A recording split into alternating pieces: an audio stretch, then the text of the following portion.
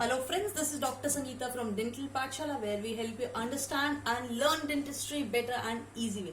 And today's topic is a continuation of our previous or yesterday's topic, which is our Frankel's appliance. So yesterday we have covered that Frankel appliance is also known as vestibular appliance because there is a vestibular shield or the buccal shield which is present in the vestibular region, and also these are made up of acrylic. So also in the lip pad, so these are the acrylic pads which are present in the vestibular area, and this function is to protect the muscle, abnormal muscle activity which is coming on to the teeth. That's why it is removing all the abnormal muscle forces or the muscle activity. And also we have studied that this appliance was given by Professor Rolf Frankel of Germany, and this appliance is also known as the Frankel's appliance or the oral gymnastic. Now it is the Frankel recommended some oral exercises. A patient has to perform certain oral exercises, like patient has to keep a piece of paper in between the lips so that the patient close the lips all the times, and also some exercises like swallowing or speaking while wearing this appliance. So because a patient has to perform certain exercises, so this is also known as oral gymnastic. The most important thing which we have learned in the previous video is that actually this lip pads and the shield causes periosteal muscle pull, and it in fact causes the bone formation, which is an interesting fact that the appliance causes the bone formation. It is doing some natural phenomena. So today's topic will study the types of Frankel's regulator or the function regulators, and also will study the Frankel function regulator 2 of Frankel, function regulator 1 of Frankel. Now you will be asking, ma'am, why function regulator 2 we are studying before function regulator 1? Because function regulator 2 of Frankel is most commonly used appliance, therefore we'll study this before 1. So and we'll study this in detail. And Frankel function regulator 1 of Frankel, function regulator 3 of Frankel, 4 of Frankel and 5 of Frankel. Also will study the construction bite and how long a patient has to wear, a child has to wear this appliance to get the desired results. So let's get started with the today's topic.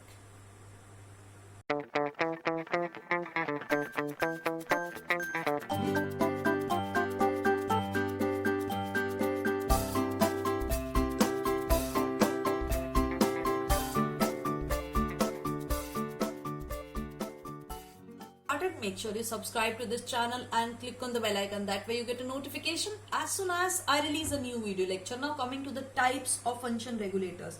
Now there are 5 types of function regulators. Up to 3 it is FR1 is for class 1, FR2 is for class 2, FR3 is for class 3, as I've told you in the previous video itself. So FR1 is for class 1 malocclusion, but there are 3 subtypes: FR1, A, B and C. So FR1A is used for class 1 malocclusion, where there is mild to moderate crowding, and it is also used in few cases of deep bite also. Coming to FR1B, which is used in again class 2 division 1, because FR1 is used in class 1 malocclusion as well as few cases of class 2 division 1. So in class 2 division 1 is like if these are the maxillary anteriors, so the mandibular anteriors, mandible is retruded, right, and maxilla is protruded. If we talk about class 2 malocclusion, so if this is class 2 malocclusion, there is overjet which is present. So if overjet is less than 5 millimeters, then we use FR1B. If overjet is more than 7 millimeters, then we use FR1C.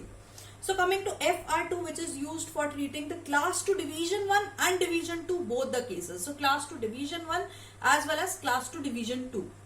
FR3 is used to treat the class 3 malocclusion cases. FR4 is used for treating the open bite, and some cases it is used to treat bimaxillary protrusion cases. FR5 is used, it is actually their function regulator which are incorporated with the head gears.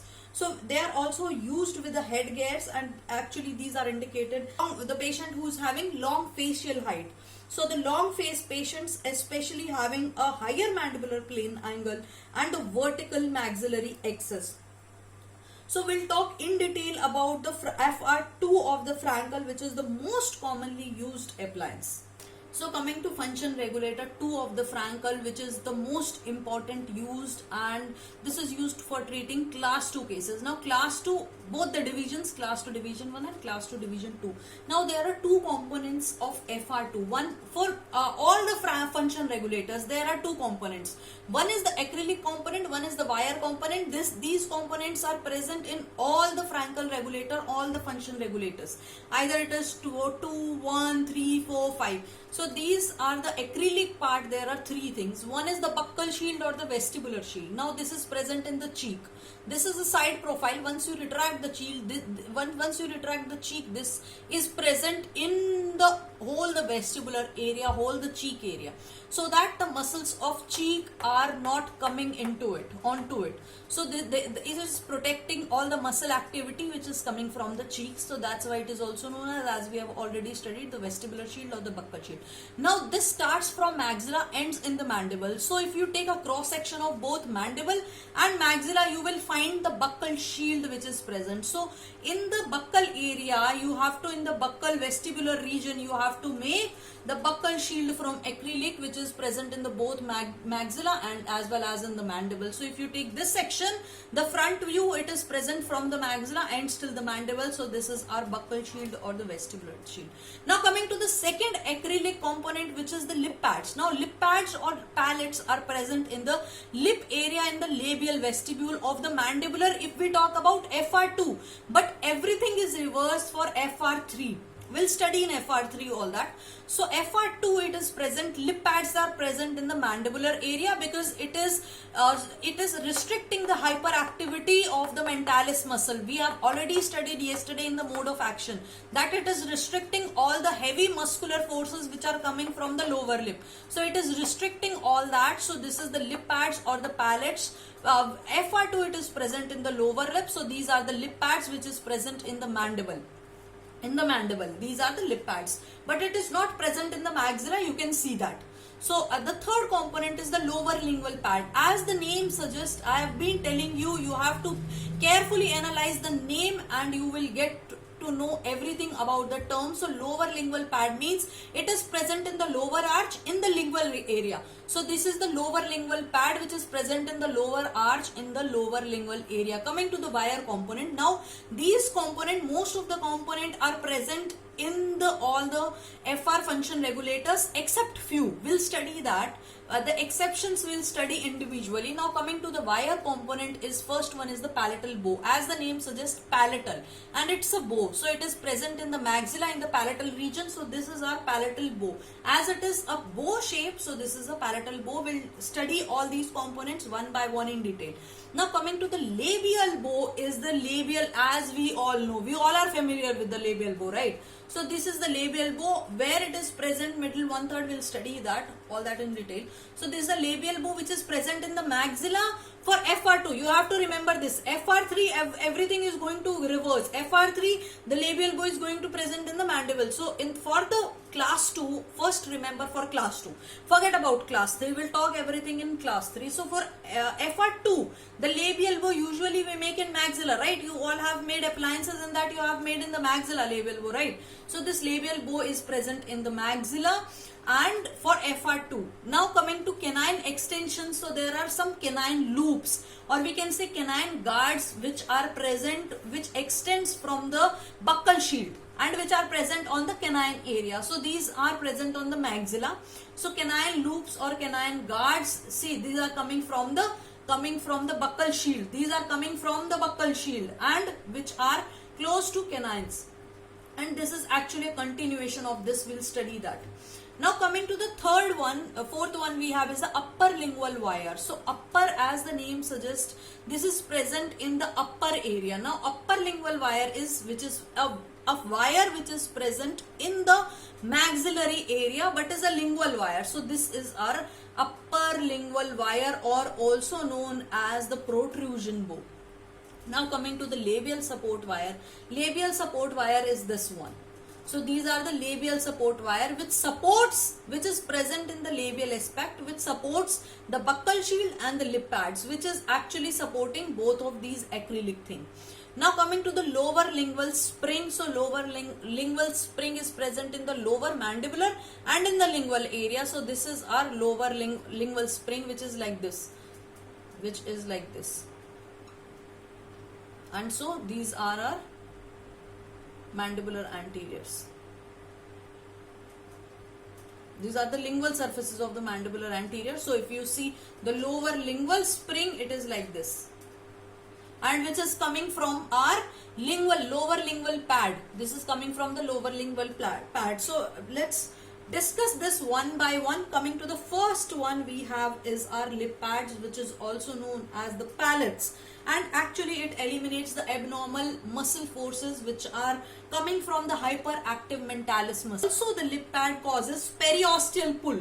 Now we have already studied in the mode of action that when it causes the periosteal pull, it enhances the bone growth, so it actually results in the bone growth. Now in case of, if we will study that, in case of FR3, these lip pads are present in the maxillary vestibular region instead of mandibular region. So everything we are studying for FR2 is going to reverse for FR3. If you remember the mode of action, that it is working mostly in the mandibular region, right?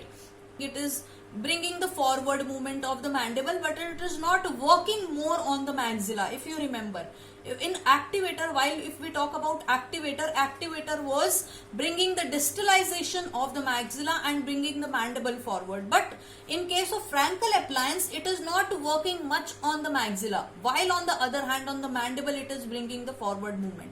Now for class 3, what we have to do is we have to take this reverse. So we have to stop the mandibular growth and we have to pull the maxilla. So that's why all the components are reversed for class 3. This is obvious, this is common sense, right? So coming to the second one is our buccal shield. Buccal shield or the vestibular shield are actually deeply extended into the vestibular region, and they are protecting all the muscular activity, muscular forces which are coming from the teeth, and that's why these are unrestricting the dentoalveolar development, and thereby it actually causes periosteal bone deposition. So now coming to the palatal, if we talk about the palatal bow has a convexity which is facing distally, and the palatal bow should stand clear of the palatal tissues, of course, and the lateral extension of the bow crosses the occlusal surfaces mesial to first molar. Now if you see this palatal bow is crossing the mesial surface of our maxillary permanent first molar. So, and it actually enters the acrylic part of the buccal shield or the vestibular shield. So it is coming from the buccal or vestibular shield and it is crossing the mesial part of maxillary first molar. So this is maxillary first permanent molar and it is crossing the maxillary first mesial embrasure of the maxillary first molar, and these there are also occlusal rest which prevents the dislodging forces. If you see, there are occlusal rest. So this is preventing the dislodging forces of the whole appliance. And also it prevents the supra-eruption of the first permanent molar. So this is about the palatal bow, which also has occlusal rest present. And the recurved end of the bow actually terminate on the occlusal rest. So this is coming like this. See, if you see, it is coming from within the buccal shield and this is coming like this. So this is a recurved end of the bow. The occlusal rest is actually the recurved end. So it is taking a turn, this wire is taking a turn and engaging into the first molar. So these are the recurvatures of the palatal bow, which actually ends on the occlusal, which functions as the occlusal rest and which occurs on the occlusal surfaces of the first permanent molar between the mesiobuccal and the distobuccal cusp. So it is coming and resting occlusal. This is a kind of occlusal rest which is resting between the mesiobuccal and the distobuccal cusp. This is about the palatal bow. If we talk about the canine loops, now you can see these are the canine loops, and if we see, these are the canine loops. Now canine loops act as the extension of the vestibular shield and they are kept 2 to 3 millimeter away from the buccal surface. So if you see the upper view, these are kept 2 to 3 millimeters from the buccal surfaces, and they are also known as the canine guards, and they eliminate the restrictive muscle functioning. Now coming to the labial bow, we all are familiar with the labial bow, right? So these labial bow run in the middle third of the labial surfaces of the maxillary incisor. I have told you already. And actually it turns gingivally at the right angle and at the distal margin of the lateral incisors. So all of a sudden they are coming at right angles, and at the gingival 1/3 from the, it is bending at the distal surface of our lateral incisors. So this bow is passive in nature, and if we talk about FR3 appliance, I've told you FR3, all of the FR2 is reversed in FR3, so labial bow in FR3 is present in the lower anterior region. Coming to the lingual stabilization bow. So if we talk about lingual stabilization bow, it is also known as the upper lingual wire or the protrusion bow. Present in the maxilla and in the lingual region. So it is also known as the upper lingual wire or the protrusion bow. Now this is actually coming from the buccal shelf. It is actually coming from the buccal shield.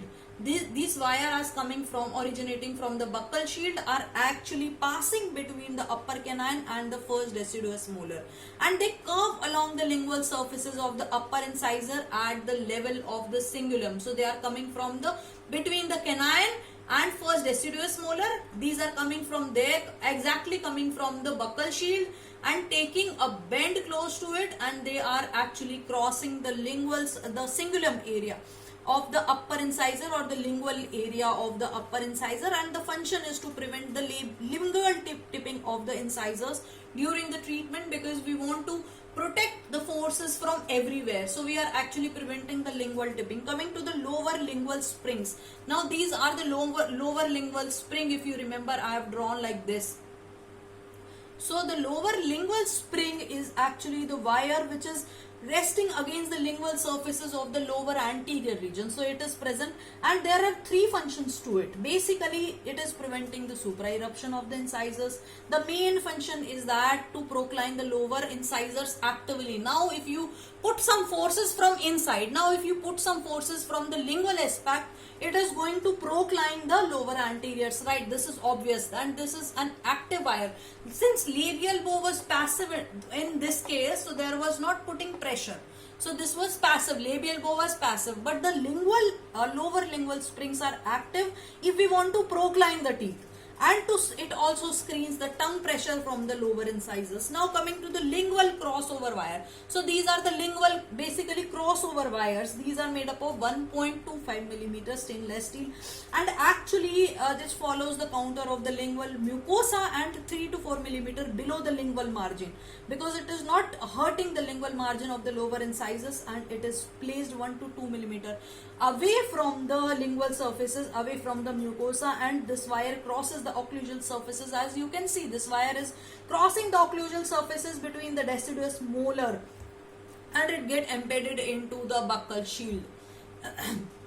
So coming to the last one of Frankel's 2 is our labial support wire. So these are where are the labial supports wire? Please guess. Okay, coming to the labial support wire are these wire which are actually supporting the acrylic part. As the name suggests, support. So it is supporting both the acrylic part. Now it is made up of 0.9 mm stainless steel wire, and it is at least 7 millimeter away from the gingival margin. Now the central wire, if we talk about in the mandibular, it is actually inverted. It is inverted V shape because there is a lower labial frenum which is there. So to accommodate the lower labial frenum, and there is a support which is offering for the lip pad. So this is about Frankel's 2. We have studied in detail all the structure of Frankel 2. So if we talk about the Frankel function regulator 1 of the Frankel, there are three things in the function regulator 1 of the Frankels. Now if we talk about FR1, there are three things: FR1A, FR1B and FR1C. Now if we talk about FR1A, if you remember, this is used to treat mild to moderate crowding and also in some cases of deep bite. All the FR1 is similar to FR2 except lingual shield is not present, except the lingual shield is not present, lingual spring is not present, lingual crossover wire is not present, and upper lingual bow is not present. The component FR1 is having is the buccal shield, two buccal shields, two lip pads, and palatal bow is present, then labial bow is present, then labial support wire is present, then lingual bow is present, and the canine loops are present. So other than that, these all things are absent in the FR1. There is one more thing which is present, which is known as the lingual bows, which are present, which help the forward positioning of the mandible. And actually these FR1 actually has canine loop that passes between the embrasure mesial to the first deciduous molar, and it helps in guiding the canines. We have already studied that. If we talk about FR1B, now FR1B is used to take class 1 division, class 2 division 1 cases wherein overjet doesn't exceed 5 mm. If you remember, overjet less than 5 mm, now it differs from FR1. A is that the lingual pads, in that it has the lingual acrylic pads which were absent in the FR1A. So their lingual pads are present in FR1B. Now coming to FR1C, this is used in class 2 division 1 cases where the overjet exceeds or more than 7 mm. If you remember, we have already studied. Now FR1C, so there is something magical in FR1C, is that because we want overjet is more than 7 mm and we want some magical result. That's why FR1C, actually the buccal shields are split. So there are two buccal shield, one is horizontal and one is the vertical. It is split into two parts. Now the anterior inferior portion of the buccal shield actually has wires which incorporate the lingual acrylic pad and the lingual pad, and this actually permit the forward movement of the anterior section of the appliance, and slowly this space is filled with the self-cure acrylic. So this FR1C is a multi-stage. If we talk about the treatment, so this is the multi-stage advancement. So slowly we are filling the space, we are actually enhancing, we are actually forward, there is forward movement of the anterior section of the appliance, there is forward movement of the mandible, and slowly we are filling it with the acrylic resin. Now coming to the FR3. FR3 is totally reverse of FR2. So FR3 has lingual labial bows in the lower area, then lip pads in the upper area. So this is exactly reverse, and it is used in the maxillary skeletal retrusion. It actually produces maxillary retrusion. Now there is maxillary retrusion for class 3 and there is no mandibular prognathism for this appliance if we talk about FR3. So the buccal shield are in contact with the mandibular apical bone, and this eliminate the buccinator muscle force, and which is causing the periosteal pull leading to the bone formation. And the labial bow is present in the lower arch. I have told you protrusion bow is seen behind the upper incisor, and it stimulates the forward movement of these teeth, and it crosses the palate behind the last erupted molar. So in this, the palatal bow was between the just mesial to the first permanent molar, but in the third, in Frankel's 3, FR3, actually it crosses the palatal surface behind the last erupted molar. If we talk about FR4, so if you remember, FR4 is used for open bite cases, and it is used for some cases of maxillary protrusion. Now FR4 is same as FR1 and FR2, except FR2 is lacking two things. One is the protrusion bow, one is this protrusion bow, okay, and the other one is the canine loops. So this protrusion bow and the canine loops are absent in 4, protrusion bow and canine loops.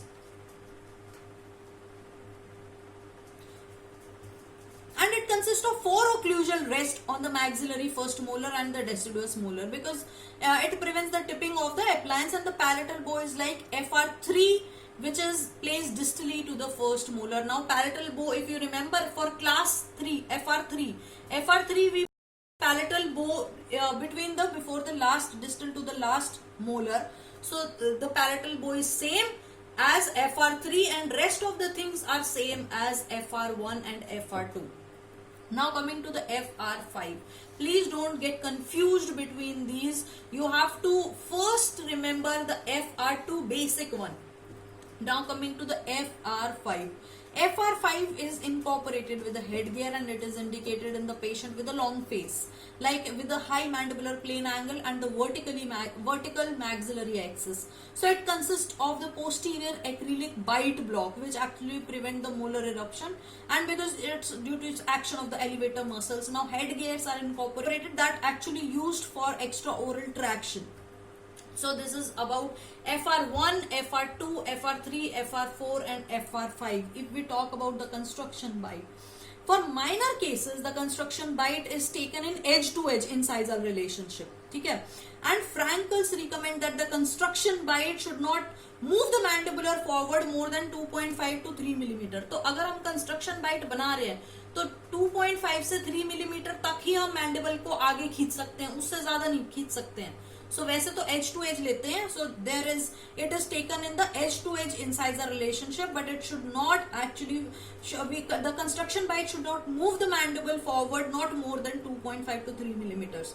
At least in practice, 2.5 to 3.5 clearance in the buccal segment is allowed to cross over wires to pass through. Now there is one thing I forgot to tell you, that we actually, if you remember these crossover wires, so if we are making these crossover wires between the deciduous molars, if you remember the lingual crossover wire, for that we have to make separators. So we have to put separators so that these crossover wire can easily cross, right? But between the canine, deciduous canine and the deciduous molar. So the separators are actually placed between the maxillary canine and the first deciduous molar embrasure, and in the second deciduous molar and the first permanent molar embrasure. Now it is carried out to perform sufficient room for the embrasure for the crossover wires. So for the crossover wire, first we have to make embrasures. Now for FR3, if we talk about the bite registration, actually it is taken when the patient mandible is most retruded. If we talk about class 3, FR3, if we are planning to make Frankel's functional regulator 3, then we have to make the patient comfortably sit in the mandible should be in the most retruded position, and actually in general the vertical opening is kept to minimum to allow the lip closure with minimum strain. So this is about the construction bite. And if we talk about the wear time, how much patient has to wear for the first week. So exactly first few weeks we can say first or second week, 2 to 4 hours per day patient or child has to wear. This applies during the daytime. Okay, and if we talk about from the third week onwards, the patient has to wear 4 to 6 hours per day in the daytime. And if we talk about after the third visit, now which is usually the second month, if we talk about the second month, the patient has to wear full time in the daytime.